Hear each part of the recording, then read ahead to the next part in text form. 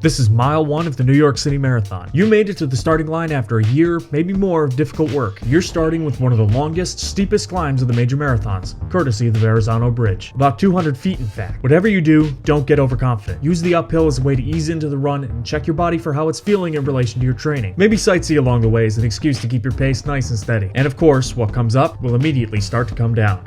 Awesome! You look awesome! This is mile 2 of the New York City Marathon. It's now time for the descent. Mile 2 is a steady 225-foot downhill as you run the second half of the Verrazano Bridge. Plenty of opportunities to get your picture taken from the organizers, or maybe even take one yourself. But it's just like climbing Everest. It's a lot easier to get carried away on the way back down than it is climbing up. It's still wicked early, so let your body coast down the hill with the least amount of effort and get your body warmed up for the running that's about to come. This place is something, man. This is mile 3 of the New York City Marathon. You're off the Verrazano Bridge now, and you know what that means. Welcome to Brooklyn! It's your second borough. Mile 3 varies by the corral you're in, but all of the routes have you just west of Diker Heights. I was in the blue corral, so I came down an off-ramp and had an S-curve of sorts to get to 4th Avenue. No matter the corral, all the routes will start this rolling uphill and downhill, shown in much of the race that looks small but will get harder to deal with as the race goes on. But this is where the crowds begin, so take the time to enjoy the energy of the supporters and use it as a way to take it nice and easy, because you're only 5K down and you got over 38K to go. Let's go! Go! This is mile 4 of the New York City Marathon. You've hit the 5K mark and right on time, as all 3 waves start running on the same road. Don't cross the medians just yet though, because technically you're all still on different courses. This is one of the flattest miles of the race, so great space to just run at your easier pace, take in the Bay Ridge area and all the great people that are out to support you. There's something about that big apartment building too. I kind of feel like it's your 5K landmark. Eventually you'll hop under the 278, just keep on pushing. But now's the time to make sure you're not chafing anywhere. Oh, it's Vaseline. Oh my god. This is mile 5 of the New York City Marathon. Transitioning a bit as you're on 4th Avenue in Brooklyn from Bay Ridge to Sunset Park. The first quarter mile is a steady 50 feet uphill that'll eventually correct itself downhill for the rest of the mile. If you feel like going for an extra jolt, the back half of the mile will be a time to give your legs something new, but you still got a long ways to go though, so if it's your first time, just keep on doing what you're doing. If you're like me and end up in a late start time, the water stations likely will have way more cups decomposing on the ground than available for you to pick up. Might even run out in some spots. So make sure you're well stocked before the race and watch your step because Slippery over here, be careful! This is mile 6 of the New York City Marathon. The ride on 4th Avenue in Brooklyn continues. If you know Industry City, that's actually a block to your left from where you're running. Bit of a soft spot for me because that's become one of my favorite places. The rolling hills continue, another 50 feet of downhill for the first half of the mile before heading back uphill again, so be prepared to make that change. Now, I was aiming for a gel every 5 miles or so just because of my time. Most recommendations I see, it's once every about 45 minutes. I'm about an hour in this point in the run. Still kind of too early to gun it, but can't let off the gas either. We got so much of Brooklyn to go, my god. This is mile 7 of the New York City Marathon. Still trudging through South Slope on 4th Avenue as your journey through Brooklyn continues. It's still kind of weird elevation-wise. You're doing 50-foot uphills and downhills, but this mile's got everything. Camera guy to pose for, the Prospect Expressway Bridge, the 4th Avenue and 9th Street subway station, and most importantly, even in the late waves, the crowds really start to build up nicely here, which is just in time to counter your 7th inning self-doubt. I don't know how I'm doing this. This is mile 8 of the New York City Marathon. You got one last mile on 4th Avenue in Brooklyn, and you're threading the needle between Park Slope and Gowanus. This one's a steady uphill of about 50 or so feet, so imagine you're on the treadmill with a noticeable climb for this portion of the run and plan accordingly. On this episode of Quirky Apartment Buildings, this one on the right is 251 first, which is definitely one that I'm waiting for the Cash Jordan episode on, because something tells me that is really luxury, for absolutely no reason. But the area is artsy, it's wicked fun. By the end of it, you'll hit Flatbush Avenue where that big stage is. A lot of good music and people out there to support you. And maybe, if you're a soccer fan, you might get some score updates from the crowd. Oh no! Oh no! This is a disaster! This is mile 9 of the New York City Marathon. After a long straightaway, you're finally moving around and chicaning from Flatbush Avenue to Lafayette Avenue in Brooklyn. Most of the mile is uphill, but you're mainly having to maneuver the turns with a sizable crowd around you. Drums, cowbells, signs, music, the whole 9 yards. You're basically entering an area where all of the 20-somethings apparently live their friends' How I Met Your Mother dreams. I might be wrong about that, I'm only a tourist, can't you tell? But this mile is why you picked New York City. Feed off that energy and enjoy the crowds, because even after all that, you're still just getting started.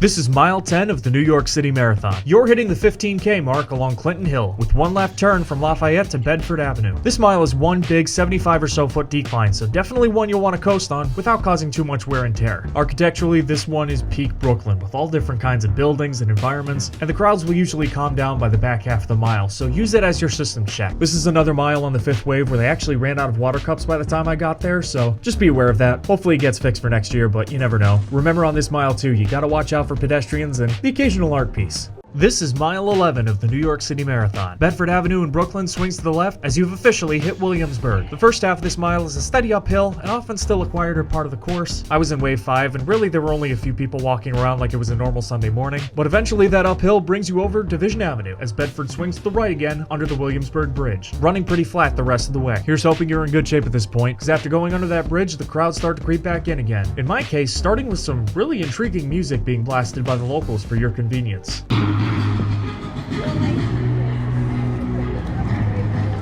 Ominous.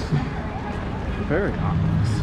This is mile 12 of the New York City Marathon. One more mile along Bedford Avenue, running now on Williamsburg North. Again, the water stations ran out of cups at this mile, so I had to have somebody waterfall me with a gallon milk jug, which was interesting. I guess this was canceled out by free gels later in the mile. I think this is in the normal spot for them, roughly. Whatever gel company that sponsors the race seemingly changes from year to year, so you don't want to put that in stone. Enjoy the steady 40-foot downhill throughout this mile, coupled with the increased crowds of 20-somethings living out their New York dreams in a fun part of town. See if you can spot the memes and movie references along the way. Good way to distract from whatever pain you're feeling right now. Hey, hold on tight, Spider Monkey! This is mile 13 of the New York City Marathon. By turning left on Manhattan Avenue, you've officially hit a new mile as you enjoy the sights and sounds of Greenpoint, Brooklyn. Halfway in, you hit the 20K mark before turning right into Greenpoint Avenue and left onto McGinnis Boulevard. It's rolling hills with about a 20-foot elevation variance, so this will be really tempting to try and speed things up, but don't be fooled and pay for it later. You've still got another 22K to go with a lot of places that separate the kids from adults. So fuel up as much as you can, because sometimes people are awesome and hand out bananas to you. MVPs for this. Hey, looking good. Absolute MVPs for this. This is mile 14 of the New York City Marathon. After 12 long miles in Brooklyn, you are finally on your way out via the Pulaski Bridge, meaning you have one more 50-foot climb to go in a quarter mile to get to the halfway point. Like the rest of the bridges you'll experience on this back half, it's nice and quiet, so here's your chance to check your vitals. If you're aiming for a negative split, congratulations. You have the pace now you have to beat the rest of the way, and an opportunity to coast on the back half of the mile going down the bridge to get your legs ready for it. And by the end of the mile, you'll be heading down the other side, turn onto 48th Street, and right on Vernon Boulevard in your third borough of the day. Alright, into Queens we go. This is mile 15 of the New York City Marathon. The mile marker begins after the Gordon Triangle on 10th Street in Queens, turning right on 44th Drive. It's a seemingly flat and calm mile at first, really only moving a few feet in elevation to start, but take in the energy from a great crowd section as much as you can from this mile. First comes a two-part left turn on Hunter and Crescent Streets, until a few blocks later, when a left turn puts you on an on-ramp to your next big test. Queensborough Bridge, 59th Street Bridge, whatever you call it. This is where the fun begins. This is mile 16 of the New York City Marathon. The Queensborough Bridge. It's the industrial look and feel. It's the lower deck whose ceiling and walls make you feel like you're running in a vacuum by yourself. This is the bridge that separates the kids from the adults. Nearly a mile and a half of no crowds, no energy, just you, an 80-foot uphill, and a 90-foot downhill. If you economize your run properly, you'll be able to start thinking about a negative split here. But if you need the break, trust me, now's the time to do it, because you'll want to be at your best for what's coming up next. Almost home to you, Manhattan.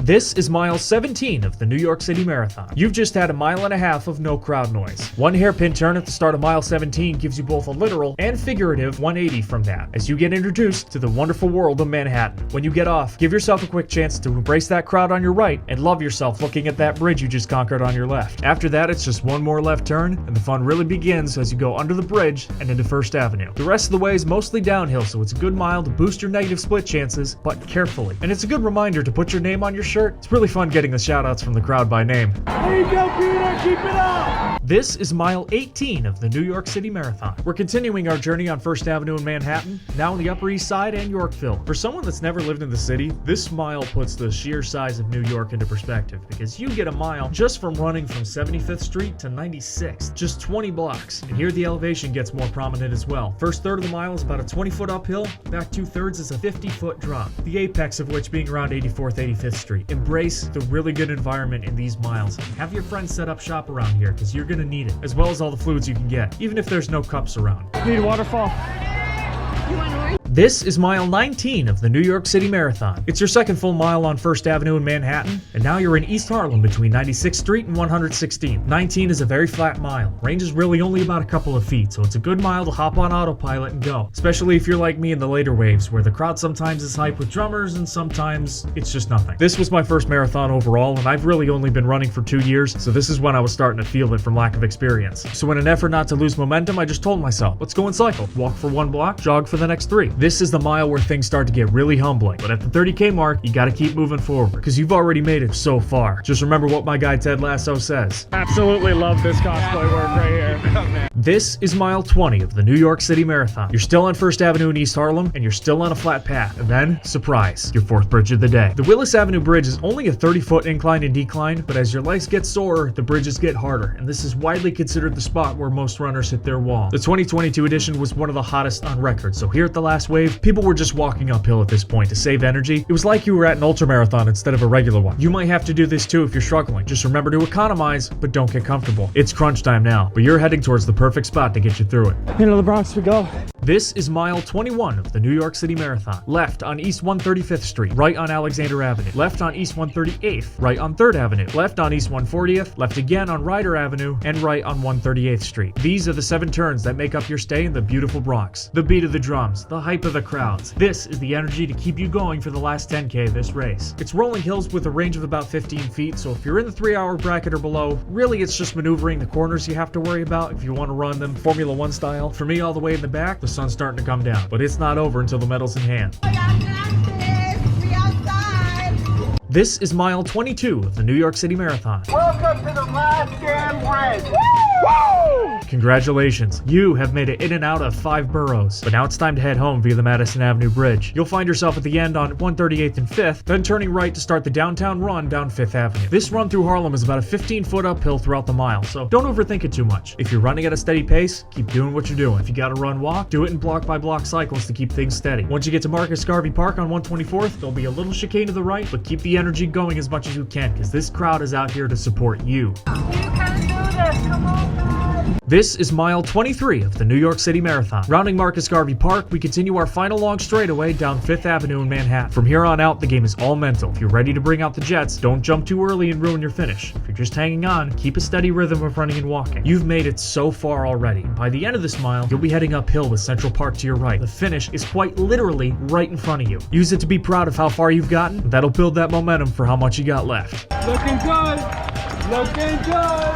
This is mile 24 of the New York City Marathon. With Central Park to your right, you continue your trek down 5th Avenue with a swing to the finish. Now spectators, listen up. You can cut through the Upper East Side from mile 18 to see your favorite runners run twice. That's what my friends did for me, and it was clutch of them to do. This mile is one gradual 80-foot uphill, and it is a struggle to get through. Right now, you just gotta think about all the reasons you're here. All the reasons you picked up the sneakers every day to go out and train and take on this, frankly, crazy challenge, even when you had so many times when you doubted yourself. And once you've hit 90th Street, you're just running a 5K in Central Park from there. Let's go! This is mile 25 of the New York City Marathon. We're along East Drive in Central Park. I was in the last starting wave, and at this point I was at hour 5, so the footage is really dark. But if you're a first timer to running and at this same level, this is the vibe to expect at the end. You might be disappointed you couldn't finish in the daylight like other runners, and the darkness is kind of adding to that mood in a poetic way, but there are still plenty of people along the rest of the way to cheer you on like you're one of the pros who just finished like 8 hours ago. About halfway to 3/4 in, there's a steep downhill followed by a decent uphill. Don't let that sudden jolt in the elevation phase you. You've trained hard to get to this point, and you know what to do. Let's go. You're almost there. Let's go. Let's go, baby. Let's go. Let's go.